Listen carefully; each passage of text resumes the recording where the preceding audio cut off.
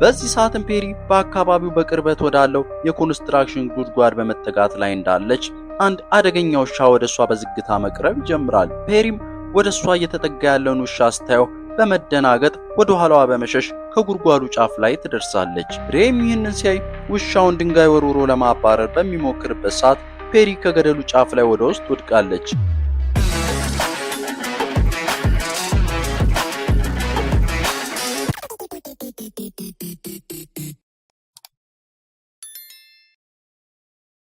ታሪኩ ሲጀምር የፈረንጆቹን የምስጋና የመስጠት በዓልን ከባለቤቱ ቤተሰቦች ጋር አሳልፈው ከባለቤቱ ጆሃናና ከሴት ልጁ ፔሪ ጋር ወደ ቤት እየተመለሰ ያለውን ሬን እየተመለከትን ነው።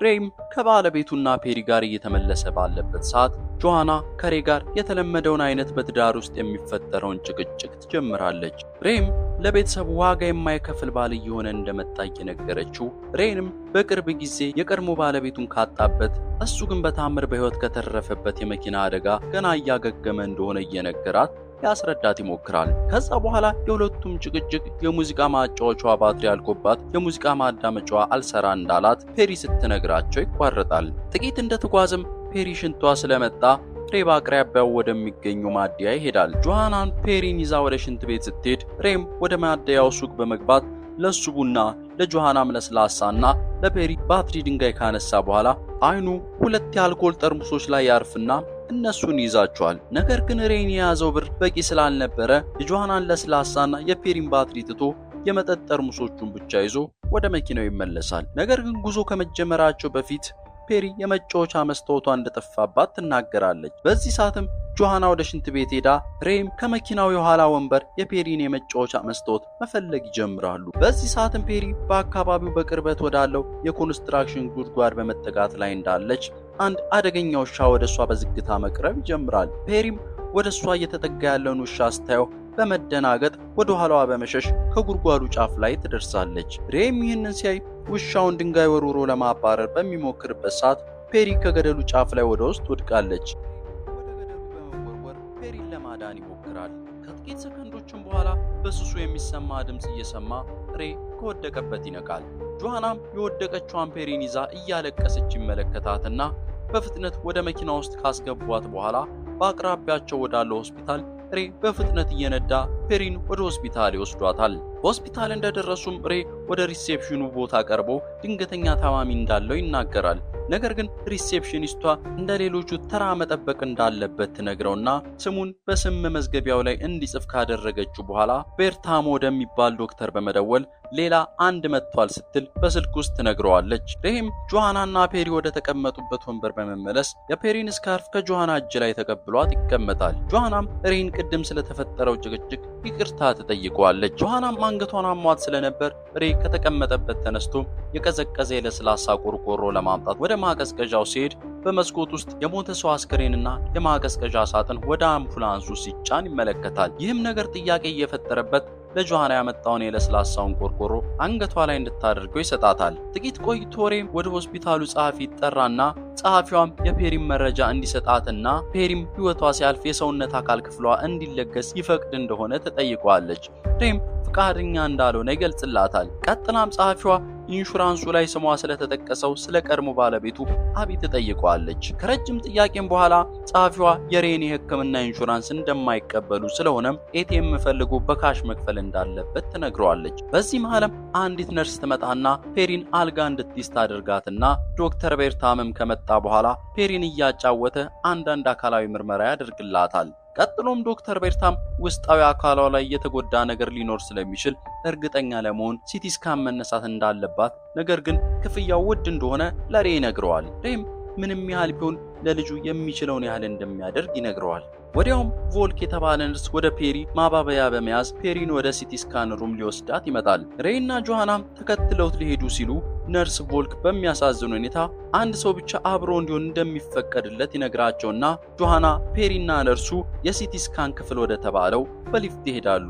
ሬም በዚህ ሰዓት እረፍት ለማድረግ ወደ መጠበቂያው ስፍራ ሄዶ አረፍ ይላል። ከጥቂት ሰዓታት በኋላም ሬ ከወሰደው እንቅልፍ ይነቃል። ወዲያውም የፔሪን ሁኔታ ለማወቅ ወደ ሪሴፕሽኑ ሲሄድ በስፍራው የነበረችው ሌላ ሪሴፕሽኒስት ሆኖ ያገኛታል። ሪሴፕሽኒስቷም የሥራ ሽፍት እንደተቀያየሩ ዶክተር ቤርታምም ወደ ቤት እንደሄደ ፔሪ የሚባል ስም በሆስፒታል ውስጥም እንዳልተመዘገበ ትነግረዋለች። ሬም በዚህ ሰዓት በንዴት ሪሴፕሽኒስቷ ላይ ይጮሃል። በዚህ ሰዓትም ሪሴፕሽኒስቷ በድጋሚ ለማጣራት አንድ የስልክ ጥሪ ታደርጋለች። በዚህ መሃልም ሬ በመስኮቱ በኩል በፌስታል የተቋጠሩ የሰውነት አካል ክፍሎች የሚመስሉ ነገሮች ወደ ቆሻሻ ማስወገጃ መኪና ላይ ሲጫኑ ይመለከታል። ሪሴፕሽኒስቷም ስልኩን ከዘጋችሁ በኋላ ባለፈው 24 ሰዓታት ውስጥ ምንም አይነት የህፃን ታካሚ ስም እንዳልተመዘገበ ትነግረዋለች። በዚህ ሰዓትም ሬ ንዴቱን መቆጣጠር አቅቶት ፔሪ ቀደም ብላ ወደ ያዘችው አልጋ ሲሄድ በአልጋው ላይ ሌሎች ታካሚዎች ያገኛል። ወዲያውም ሬ የፈጠረውን ግርግር ሰምተው ጠባቂው ጄፍ እና ዶክተር ሎኬዶ በስፍራው ደርሰው ሬን ሊያረጋጉ ይሞክራሉ።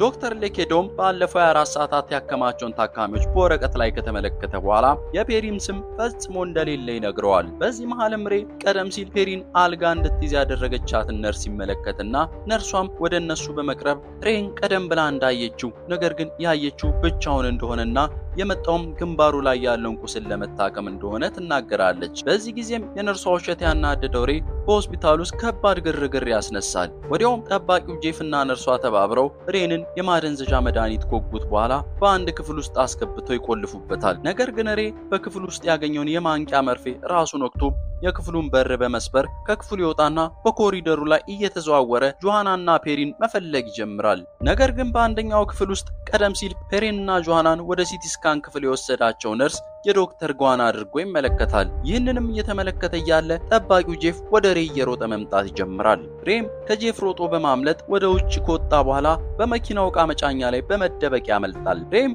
ከተደበቀበት መኪና ሲወጣ በአካባቢው ያሉ ፖሊሶች ስላገኘ የተፈጠረውን ነገር በሙሉ የልጁንና የሚስቱን ፎቶ እያሳየ ይነግራቸዋል። ፖሊሶቹም የተፈጠረውን ነገር ለማጣራት ሬን ይዘው ወደ ሆስፒታል ውስጥ ይገባሉ። ከዛ በኋላ ፔሪ ይዛ ወደ ነበረበት አልጋን በመሄድ ዶክተር ሌኬዶንና ጥበቃውን ጥያቄ መጠየቅ ይጀምራሉ። ከዛ በመቀጠል ፖሊሶቹ ፔሪን መጀመሪያ ያያትን ዶክተር ቤርታሞን እንዲመጣና ያለው ነገር እንዲያሳውቃቸው ይጠይቃሉ። ቀጥሎም ፖሊሶቹ ዶክተሩ እስኪመጣ ድረስ ወደ ሲቲ ስካን ክፍል እንዲወስዷቸው ያደርጋሉ። ነገር ግን ሊፍት ውስጥ ከገቡ በኋላ የሲቲ ስካኑ ክፍል ወደሚገኝበት ወደ 3ኛ ፎቅ ይሄዳሉ። ነገር ግን ሬ ፔሪንና ጆሃናን ወደ ሲቲ ስካን ክፍል ሲወስዷቸው ሊፍቱ ወደ ላይ ሳይሆን ወደ ታች እንደሄደ ለፖሊሶቹ ደጋግሞ ለማስረዳት ይሞክራል። በዚህ ሰዓትም ዶክተር ቤርታሞ ይደርሳል። ፖሊሶቹም ዶክተሩን ስለ ሁኔታው ይጠይቁታል። ነገር ግን ዶክተሩ ለፖሊሶቹ ሬ ለብቻው እንደመጣና ሲቲ ስካን እንዲነሳ ሲነግረው ሐሳቡን ተቃውሞ ወደ ውጭ ወደምትጠብቀው አቢ ወደ ተባለችው የቀድሞ ባለቤቱ እንደሄደ ይነግራቸዋል። በዚህ ሰዓትም ሬ አቢ የቀድሞ የሞተች ባለቤቱ እንደሆነችና ይህንን ሁሉ መረጃ ያገኙት ቀደም ሲል ጸሐፊዋ ሬን ለብቻው ጠርታ ባናገረችበት ወቅት ከወሰደችው መረጃ እንደሆነ ደጋግሞ ለፖሊሶቹ ይነግራቸዋል። በኋላ ላይም ፖሊሶቹ የደህንነት ካሜራ መቆጣጠሪያ ክፍል ይሄዱና የተቀዱትን የቪዲዮ ቅጆች ከካሜራው ስክሪን ላይ መመልከት ይጀምራሉ። ነገር ግን ቪዲዮ ላይ የካሜራ ግሊች ስለነበረ በካሜራው ላይ ሬ ለብቻው ተቀምጦ ያለው ምስል ብቻ ነበር የተመለከቱት። በዚህ መሃልም አንዲት ነርስ የፔሪን ስካርፍ እንዳገኘች ትናገራለች። በስካርፑ ላይም ደም ስለነበረበት ሬ ይህ የልጁ የፔሪ ደም እንደሆነ ለማስረዳት ይሞክራል። ነገር ግን ዶክተሮቹ ይሄ የሱ ደም እንደሆነና ወደዚህ ሲመጣ ግንባሩ ላይ ያለውን ቁስል በዚህ እየጠረገ እንደመጣ ይነግሩታል። ይህም ንግግራቸው ሳይካትሪስት የሆነችው ዶክተር ጄኮብ ስትመጣ ይቋረጣል። ዶክተር ጄኮብም ሬን ወደ ግል ክፍሏ ወስዳ ስለ ፔሪ፣ ስለ ጆሃናና በመኪና አደጋ ሕይወቷ ስላለፈው ስለ ቀድሞ ባለቤቱ አቢ ትጠይቀዋለች። ሬም በዚህ ሰዓት አቢን የገደለውን የመኪና አደጋ እያስታወሰ ራሱን መቆጣጠር ያቅተዋል። ዶክተር ጄኮብም ይህንን ሁሉ የምታደርገው በኮንስትራክሽኑ ስፍራ ፔሪና ጆሃና አንድ ነገር እንደሆኑ ስለተሰማት መሆኑን ነግራው ቀጥታ ፔሪ ወደ ወደቀችበት ስፍራ ፖሊሶቹና ሌሎች የምርመራ ቡድን ከዶክተር ጄኮብ ጋር በመሆን ሬን ይዘውት ያቀናሉ።